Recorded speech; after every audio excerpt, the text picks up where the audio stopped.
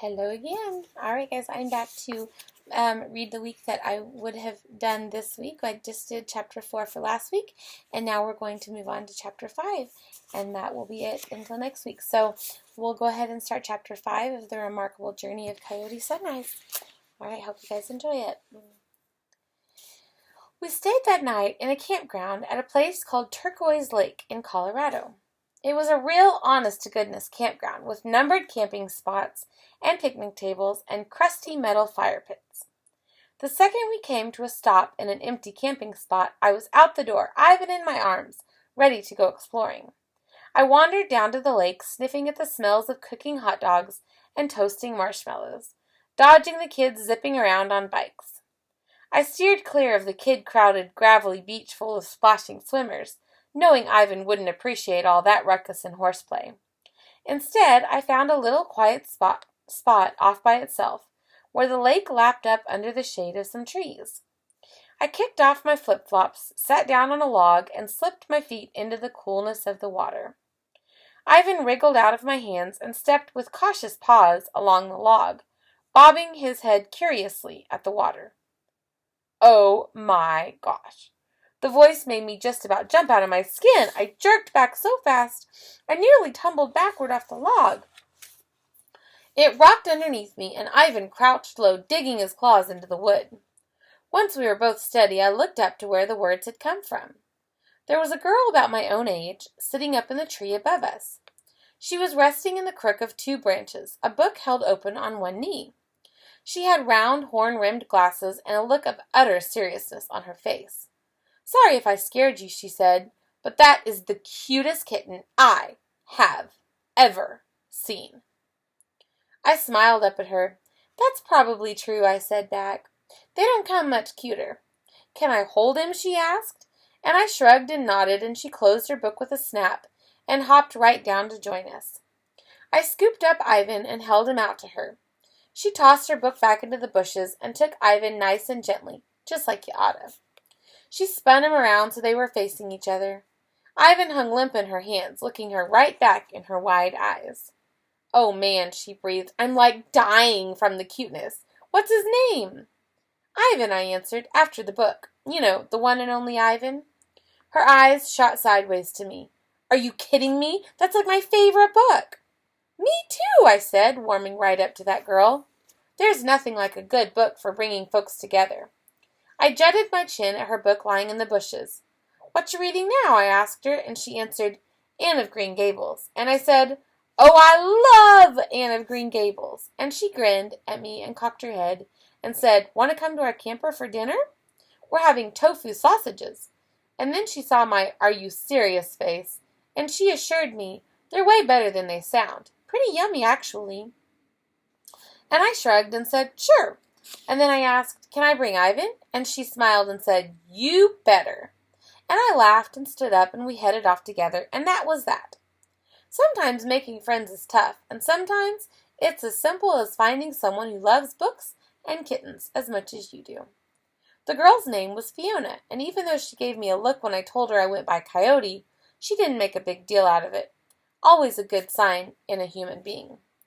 We spent the afternoon mostly at her family's site, playing with Ivan and comparing favorite books and avoiding her little brothers. Her family was her mom and her dad and her two little brothers, Alex and Avery, who were kind of annoying, but mostly cute, and Fiona was right. Tofu sausages, if you put enough ketchup on them, aren't half bad. After dinner... No.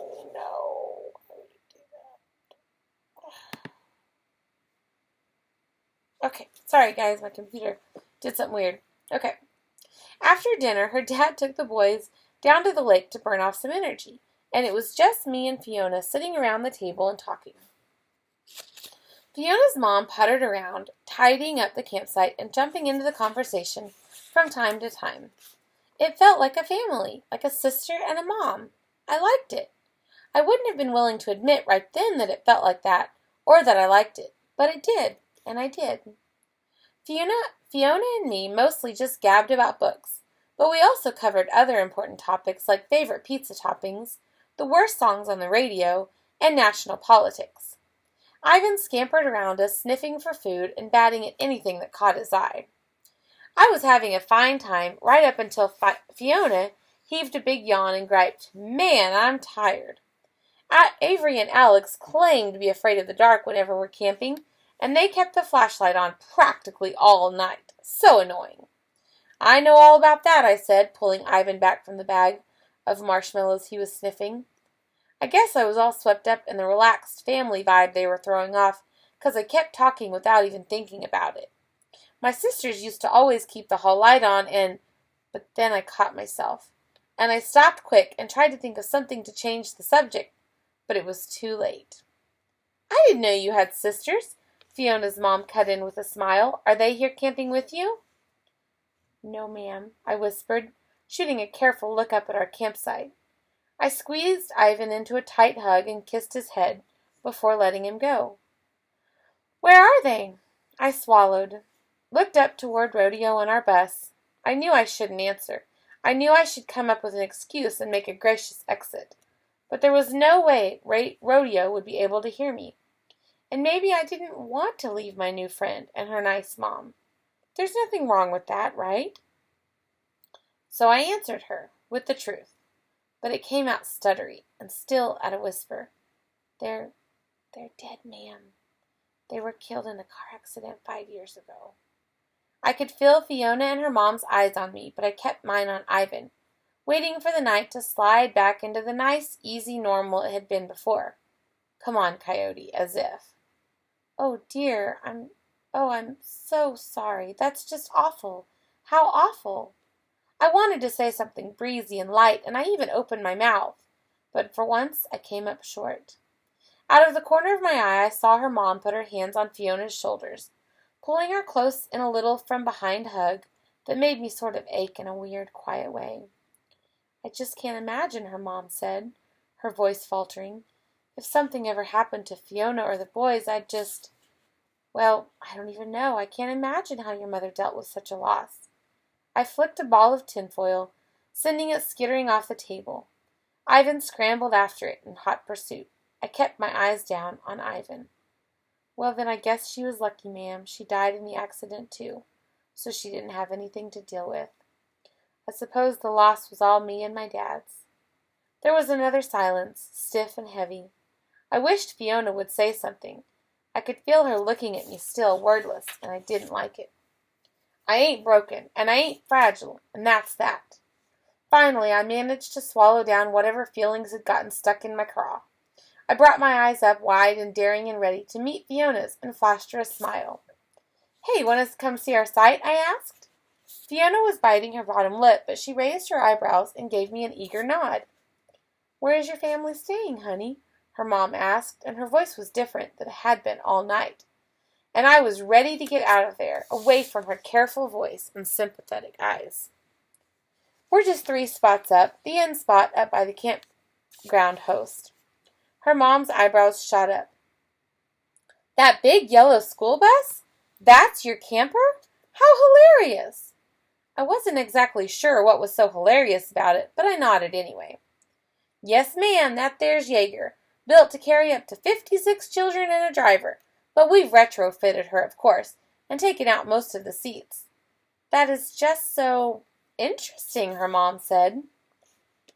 "What an idea! Do you camp in it often?" I shrugged. "Mostly during the summer. The rest of the year we usually just pull off and park in a parking lot when it's bedtime." Her mom's smile dimmed noticeably. "You mean you live in that bus all the time?" "Yes, ma'am, have for the last 5 years." "You don't have a home?" I frowned. "Of course we do. It's parked right up there." "Oh, yes, well," she cleared her throat. "So it's just you and your dad living on the bus?" "And Ivan," I said, holding him up with a smile. "Of course," she said back, but her smile looked pretty thin at the edges, and her voice was more careful than ever. She stretched her neck a bit, looking up toward our site. "Is that your dad there, up on the table?" I stood up, and sure enough, there was Rodeo, sitting up top of the picnic table, strumming away at his guitar. He was shirtless, naturally, and he'd untied his hair from the sloppy braid he'd had it in all day, so it was poofed out all wild and frizzy around his head. "Yes, ma'am," I said, setting Ivan on my shoulder, "but don't tell him that." I looked away from her frown, down to Fiona. "Come on, I'll show you my library." Fiona started to stand up, but her mom still had her in that backwards hug, and she kept her hands on her shoulders, holding her down. "Actually, hon, it's pretty late. Time to start getting ready for bed, I think." Fiona scowled. "What? Come on, Mom, it's not even dark yet."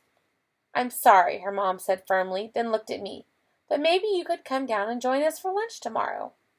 I knew the game. I'd seen how she'd looked at Rodeo, and I knew how he probably looked to her. It wasn't her fault, not really. She hadn't met him yet, hadn't gotten close enough to look into his eyes. She didn't know that if she actually did meet him, Rodeo'd probably become one of her very favorite people. I didn't hold it against her. None of us knows what we don't know, I guess. "Thank you for having me for dinner," I said. And I gave her a real smile, too. "Want to swim tomorrow morning?" Fiona asked. Now here's the thing. I knew I wouldn't be doing any swimming in the morning. Rodeo had his heart set on some Eastern Carolina barbecue, and we were making tracks that way as fast as we could. We'd be pulling out the next day before sunrise, when Fiona and her family would still be asleep. But here's another thing. I know goodbyes, and I hate goodbyes. The best kind of goodbye is the kind you don't even say. So I smiled at Fiona and gave her a big nod. "Absolutely." She grinned at me. "Awesome. Come down after breakfast." "You got it. See you then." I thanked her mom again and gave Fiona a hug, and then walked off up the road. And that right there was the perfect goodbye in my book. Easy cheesy. I walked back up to my freak dad in our hilarious, horrifying home, and I didn't have downcast eyes or any sort of heavy heart. Nope. It was all right. It was all right. There was nothing to cry about. There was nothing to cry about. Sure, I would have liked to have had another day there. Sure, I would have liked to hang out with Fiona and talk about books and share secrets and build forts. Sure, but that didn't matter. We always kept moving. Rodeo and me. That's the way it was. That's the way it'd been for years. That's the way it was gonna be always, I thought. That's the way it had to be, I thought. I had no way of knowing right then that it was all about to change in a huge way. Starting to get good. All right, guys, so we're on chapter 6. I will be back again. I'll post another video next week to read you guys chapter 6. So hope you enjoyed it. Bye.